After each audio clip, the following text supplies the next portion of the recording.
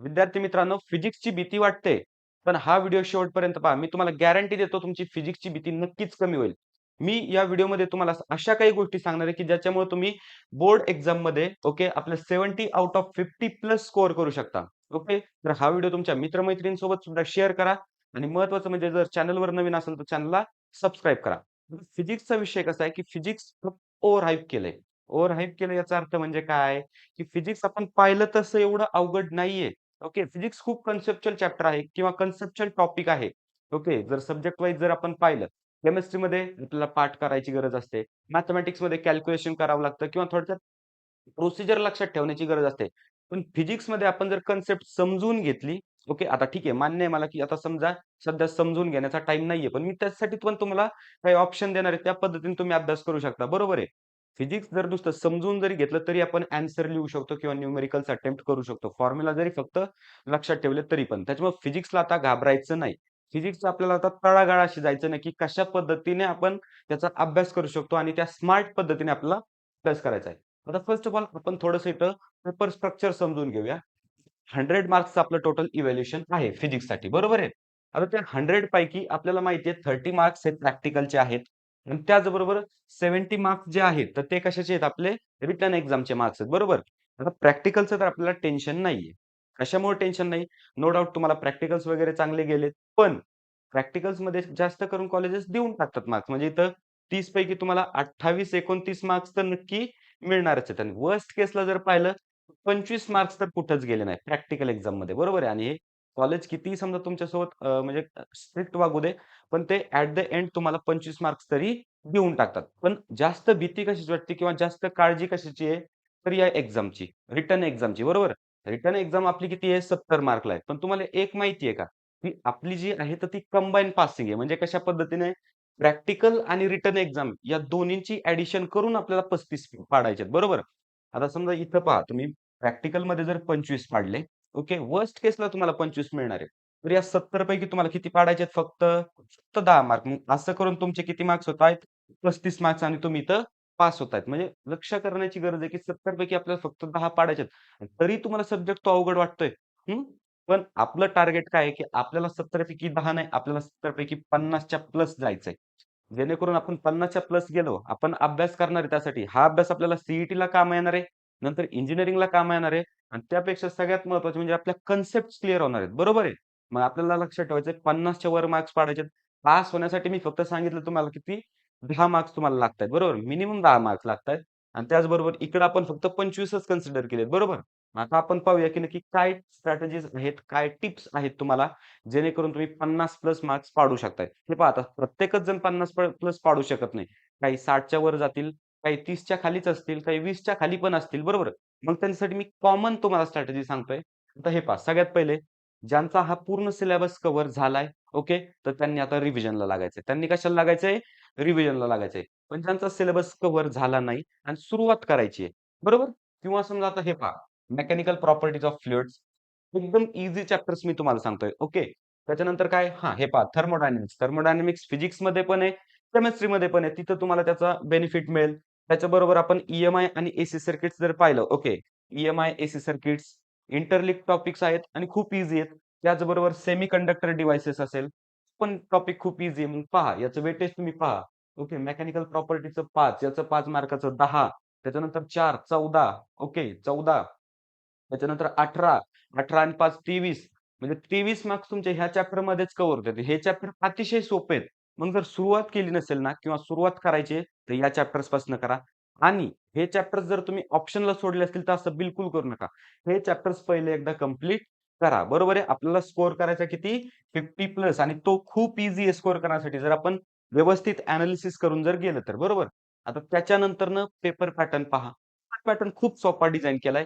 जेणेकरून प्रत्येकाला चांगले मार्क्स पडावेत अशा पद्धतीचा पेपर पॅटर्न आहे. 4 सेक्शन आहेत तुम्हाला माहिती आहे. 4 सेक्शन ए, बी, सी आणि डी. सेक्शन ए मध्ये काय आहे तुमच्यासाठी? एम-सी-क्यू आणि व्ही-एस-ए. एम-सी-क्यूमध्ये 10 एम-सी-क्यू आहेत आपल्याकडे, बरोबर? आता कन्सिडर करा 10 पैकी तुम्हाला 5च एम-सी-क्यू येतात. तिथं तुमचे 5 मार्क होत आहेत.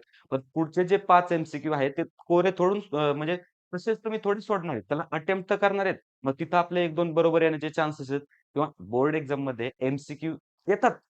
मला सांगायची गरज नाही, पण विद्यार्थ्याकडे एम-सी-क्यू येतात. त्याच्यामुळे इथं मला 10च मार्क्स पाहिजेत तुमच्याकडून. त्याच्यानंतर व्ही-एस-ए फक्त एका शब्दात आपल्याला ॲन्सर लिहायचंय. पूर्ण वाक्यात लिहायचंय. पण मेन आपलं ॲन्सरची जी सेंट्रल आयडिया आहे ती फक्त एका शब्दाची असते. बरोबर? असे 8 क्वेशन्स असतील. आता हे क्वेशन्स एम-सी-क्यू असेल आणि त्याच्यानंतर हे जे 8 व्ही-एस-एचे क्वेशन्स आहेत, हे कशावर असणार आहेत? सगळ्यात जास्त डेफिनिशन्सवर. त्याच्यानंतरनं सगळ्यात जास्त कशाला? Formula base. ओके. युनिट्स विचारले जातात. सगळे हे ते त्या पद्धतीचे क्वेश्चन आहेत. त्याच्यामुळे ह्या 18 पैकी कमीत कमी तुम्हाला 15 मार्क्स तरी आलेच पाहिजे. ओके. या पद्धतीनेच तुम्हाला अभ्यास करायचा आहे. बरं. आता जे टॉपर विद्यार्थी आहेत ते म्हणतात हे काय येऊन जातील. बरं. त्याच्यासाठी पुढं काय शॉर्ट आन्सर 1 आणि शॉर्ट आन्सर 2. आता इथं जर आपण पाहिलं सेक्शन बी जो आहे तर तो जास्त स्कोरिंग आहे. ओके. कारण हे पहा 8 क्वेशन्स आहेत आपल्याला. ओके. आणि हे 8 क्वेशन्स तुम्ही मागच्या बोर्डच्या 2-3 क्वेशन पेपर चेक करून पहा. रिपीट्स तर होतायत. पुस्तकातले ॲज इट इज न्यूमेरिकल्स तिथं पडतायत आणि सगळ्यात महत्त्वाचं म्हणजे छोटे-छोटे क्वेशन्स आहेत. ओके. याच्यामध्ये क्वेशन्स कसे असतील? न्यूमेरिकल्स असतील, त्याच्यानंतर डिस्टिंग्विश असतील, डायग्राम्स असतील, एखादी कन्सेप्ट, एखादा फिनोमेना विचारलेला असेल. बरोबर? मग इथं स्कोर करण्यासाठी तुम्हाला काहीच अवघड नाही. मग इथं पण मला किती 10च पण कन्सिडर करूया. इथं 10च तुम्हाला मार्क्स पडले. बरोबर? त्याच्यानंतर शॉर्ट आन्सर क्वेशनमध्ये शॉर्ट आन्सर क्वेशनमध्ये कमीत कमी तुम्हाला 15 तरी मार्क्स आणायचेत. कुठून पण आणा, पण 15 मार्क्स इथं पाहिजेत तुम्हाला. बरोबर आहे? कारण पहा शॉर्ट आन्सर क्वेशन 24 मार्क्सचे आहेत टोटल आणि तिथं 8 क्वेशन्स तुम्हाला सॉल्व्ह करायचे आहेत. टोटल 12 क्वेशन्स असतील. आता 12 मधले किमान 6 तरी तुम्हाला येत असतील. बरोबर आहे? या पद्धतीचा अभ्यास तरी तुमचा झाला असेल किंवा आता आपल्याला करायचा आहे. बरोबर आहे? मग ते झाले तुमचे 12 मार्क्स. बरोबर आहे? त्याच्यानंतरनं बाकी उरलेले क्वेशन्स तुम्ही फक्त डायग्राम काढू शकता. गिव्हन जरी लिहिलं तरी बोर्डच्या एक्झाममध्ये तुम्हाला मार्क्स मिळतायत. ओके. हे आपल्या सी सारखं नाहीये. इथं तुम्ही एक जरी शब्द लिहिला एक्स्ट्रा तरी त्याचे मार्क्स तुम्हाला मिळतायत. फक्त तुम्ही गिव्हन लिहिलं, फॉर्म्युला लिहिला त्या क्वेशनचा, फक्त त्या क्वेशनची डायग्राम जरी काढली, तरी तुम्हाला मार्क्स मिळतायत. बरोबर आहे. आणि त्याच्यानंतर राहिले लाँग आन्सर क्वेशन्स हे 12 मार्क्स आहेत. इथं पण मला तुमच्याकडून चांगले मार्क्स पाहिजेत. बरोबर. आता लाँग आन्सर क्वेशनमध्ये काय ठीक आहे. पूर्ण क्वेशन जरी आपल्याला येत नसेल, मोठा क्वेशन असेल, पूर्ण क्वेशन जरी येत नसेल, तर तो क्वेशन फाइंड करण्यात म्हणजे फॉर्म्युला तर आपल्याला माहिती असेल त्याचा. बरोबर आहे. त्याचबरोबर आपण अंदाज लावून एक डायग्राम तरी काढू शकतो. याचे सुद्धा मार्क्स इथं कन्सिडर होतायत. बरोबर. आता इथं मी खूपच कमी घेतले. इथं मला 20 मार्क्स तरी पाहिजेत तुमच्याकडून. बरोबर. किती? 20 मार्क तरी पाहिजेत. या पद्धतीने तुम्ही क्वेशन पेपर अटेम्प्ट करायचा आहे. मग आता तुम्हाला समजलं नक्की पेपर पॅटर्न कसा आहे. इथं पहा एम आणि व्ही हे पैकीच्या पैकी मार्क्स आपल्याला जर मिळवायचे असतील, तर आपल्याला सगळ्या डायग्राम्स कराव्या लागतील. ओके, सॉरी डायग्राम्स नाही, डेफिनिशन्स करावे लागतील. त्यानंतर सगळे फॉर्म्युलेज करावे लागतील. आपल्याला युनिट्स माहिती असणं गरजेचं आहे. या सगळ्या गोष्टी ओके, कशामुळे होणार आहेत ह्या एम आणि व्ही-एस-एमध्ये त्या विचारल्या जाणार आहेत. आता इथं न्यूमेरिकल्स विचारले जातात का? हो, विचारले जातात. बरोबर. पण एकदम ईझी किंवा फॉर्म्युला बेस्ड न्यूमेरिकल्स ते असतात. बरोबर आहे.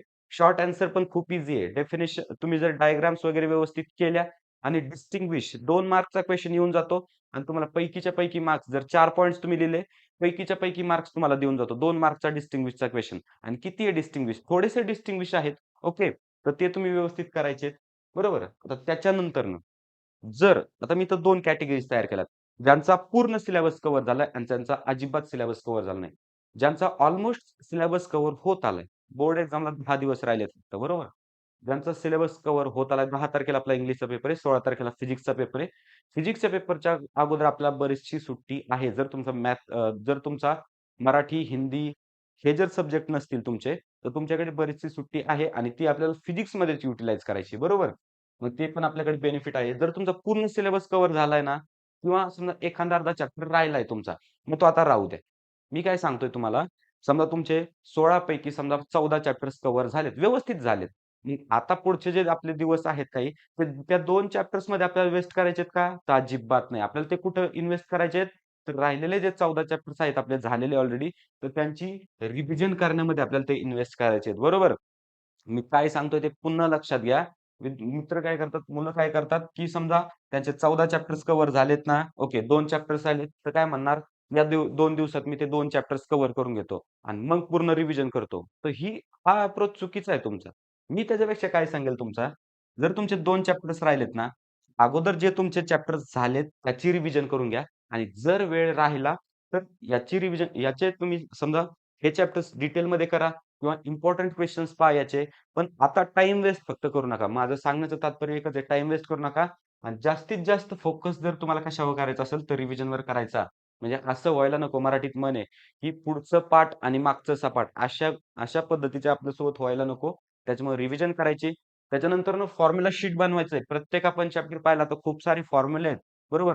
एवढे फॉर्म्युले आपल्याला एक वेळेस जर वाचलं आपल्याला लक्षात राहतोय ठीक आहे. पण दुसऱ्या चॅप्टरवर आपण ज्यावेळेस जाऊ किंवा दुसऱ्या दिवशी आपण जर ते आठवायचा प्रयत्न करू, लक्षात राहत नाहीये. बरोबर? आणि त्यासाठी आपण जर रिवाईज करायला गेलं, तर खूप वेळ लागतोय.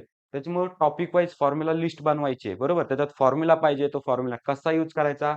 त्याचं युनिट काय आहे? ओके. त्याचे डायमेन्शन्स वगैरे सगळ्या गोष्टी तुमच्या नोट डाउन केलेल्या पाहिजेत. त्याच्यानंतर अजून महत्त्वाची गोष्ट सांगेल तुम्हाला म्हणजे शॉर्ट नोट्स तुमच्या पाहिजेत. ओके. शॉर्ट नोट्स म्हणजे लास्ट टाईम रिव्हिजनसाठी ज्या नोट्स तुम्हाला गरजेच्या पडतील आणि शॉर्ट नोट्स जास्त नकोत आपल्याला. बरोबर? जे टॉपिक्स तुम्हाला येत नाहीत, पर्टिक्युलर चॅप्टर आहे समजा आपण कन्सिडर करूया थर्मोडायनामिक्स हा चॅप्टर आहे. त्याच्यातल्या डेफिनेशन्स वगैरे सगळे जमतील तुम्हाला. एखादं न्यूमेरिकल आलं, ती कन्सेप्ट जर येत नसेल ना, तर ती कन्सेप्ट कुठेतरी तुम्ही लिहून ठेवा. बरोबर आहे. जे येतंय त्याची एकदा रिव्हिजन करा आणि ठेवा बाजूला आता. पण जे येत नाही त्या चॅप्टर मधलं जो चॅप्टर आपण केलेला आहे, ते परफेक्ट करायला लागा. बरोबर आहे. त्याच्यानंतर लॉग टेबल हा सगळ्यांना यूज करताच आला पाहिजे. फिजिक्स म्हटलं तर कॅल्क्युलेशन्स आले. हार्ड टाइपचे कॅल्क्युलेशन्स आहेत. एकदम कन्फ्युजिंग कॅल्क्युलेशन्स आहेत, जे आपण हाताने इझिली करू शकत नाही. मग आपल्याला काय लागतं लॉग टेबल. आता बोर्ड तुम्हाला लॉग टेबल प्रोव्हाईड करतात. ओके. त्या लॉग टेबलमध्ये सगळ्या गोष्टी तुमच्या असतात. लॉगॅरिथम्स असतात, अँटी लॉगॅरिथम्स असतात, साइन, कोसाइन या सगळ्यांचे रेशिओज तिथं असतात. मग लॉग टेबल तुम्हाला यूज करता येतोय का? जर नसेल करता येत, तर लॉग टेबल कसा यूज करायचा हे पहिले तुम्ही शिकून घ्या. बरोबर आहे.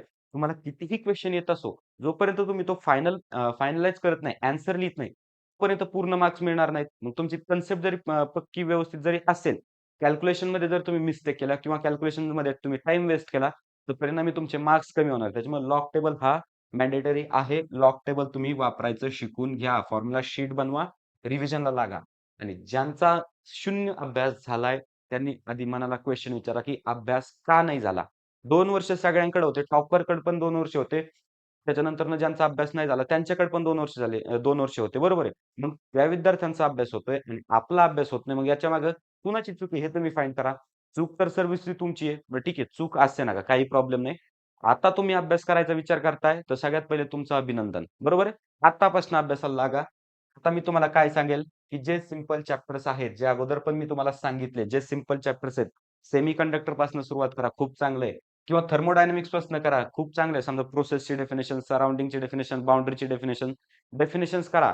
म्हणजे ज्यांचा 0 अभ्यास झालाय त्यांच्यासाठी सांगेल मी डेफिनेशन्स करा. त्याच्यानंतर डायग्राम्स करा. त्याच्यानंतर डिस्टिंग्विश करा आणि डेरिव्हेशन्स खूप जास्त डेरिव्हेशन्स येतं. त्याच्यामुळे जे एक्झामला येतायत, ओके, तर तेच डेरिव्हेशन्स करा. जे एक्झामला येतायत, मागचे पेपर्स पहा तुम्ही, चेक करा. जे मोस्ट टाइम रिपीटेड झालेले ते डेरिव्हेशन तुम्ही करा. या सर्व गोष्टी जर तुम्ही व्यवस्थित केल्या, ओके, या सर्व गोष्टी आता भरपूर आपल्याकडे वेळ पण आहे. तसं जर पाहिलं, एवढ्याच गोष्टी करायच्यात ना. न्यूमेरिकल्स नाही करायच्या आता. ठीक आहे, एखादी डेफिनेशन असेल. अर्थ जरी नाही समजला, आता शेवटची घडी आलेली आहे. म्हणजे पेपर आपला जवळ आलेला आहे. त्याच्यामुळे अर्थ जरी नाही समजला, नाही कन्सेप्ट क्लिअर झाली, डेफिनेशन पाठ करा. हो, त्याच्याशिवाय पर्याय नाही. कारण 2 वर्ष तुम्ही काहीच केलेलं नाही. तर एवढं तरी करा. हे सर्व जे असतं किती मार्क्ससाठी असतं माहिती आहे? 70 पैकी 30 मार्क्ससाठी असतं. ओके. आणि या 30 मधले आपल्याला पास व्हायला किती पाहिजे तर 10 ते 15 मार्क्स. बरोबर आहे? त्याच्यामुळे काय करायचंय, ज्यांनी 0 अभ्यास नाही केला त्यांनी व्यवस्थित सुरू करायचंय.